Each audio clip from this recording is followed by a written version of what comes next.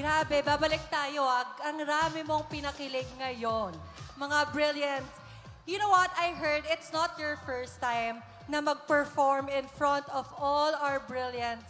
So what keeps you coming back? Bakit? Ayan. Ayan, siguro, okay. What keeps you coming back, Paolo? Just to share my story with Brilliant, si Miss Glenda kinuha niya ako para kumanta last December. I'm sure yung iba sa inyo nandun rin. At after nun, kinuha po ako ni Miss Glenda for Brilliant Medical Group. So I'm very thankful and very grateful to the whole Brilliant Group for having me. And of course, congratulations in advance for your new products and of course, for Brilliant Medical Group as well. All right, thank you so much, Paolo. And it's such a pleasure. Grabe, pag tumingin, na nasa starstruck ako.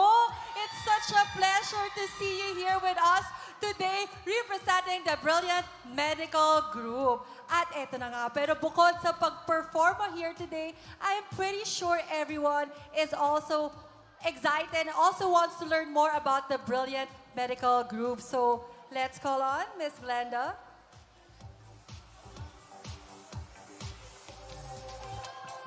Yes, once again, Miss Glenda. Chikahan muna tayo dito with the CEO. Ayan, so sobrang na-overwhelmed kasi ako. Ang daming nanonood sa Facebook, tsaka sa TikTok, kahit walang sound. Wow. Nagtsatsaga silang manood, so ang dami po nag-aabang talaga sa inyo. And kinikilig po sila sa inyo.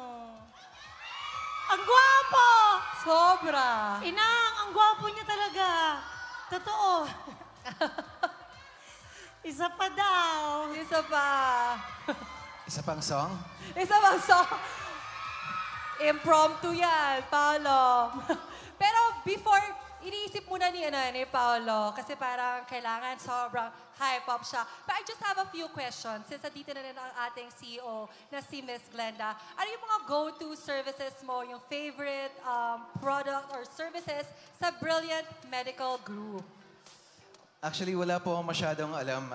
Siguro, karamihan po talaga ng mga kalalakihan ay hindi masyadong maalam sa mga ginagawa sa mukha. Pero nung pumunta po ako, sabi ko, Doc, ikaw na pong bahala. So may mga favorite po ako, yung hydrofacial. And of course, there's this new laser na ginagamit nila to lighten the pigments of your skin, which is very good. Bilang prone rin ako sa acne. So, ayan, si Doc Ara po yung nag-aalaga sa akin sa Brilliant Medical. Yes. Sama, actually, tinanong ko siya, sabi ko, sobrang kinis niya kasi talaga ngayon. So, salamat, Brilliant Medical Group. Profilo yon na ginagawa ko din. Sometimes, syempre, hindi na tayo yung pabata. Yes. Tumatanda din tayo. And thank you, Paolo, sa pagpapasaya. Parang ang saya din ng lola ko. Salamat. Fan din po ba? Kinilig si din Lola? yung lola ko.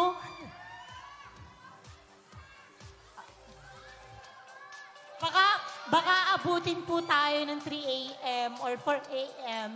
Paano tayo mag-aano dyan? Maglaklak. Alright. Yung next event na lang, kakanta ulit. Dadamihan ko na. Sa next event, para lang kay Paolo Avellino.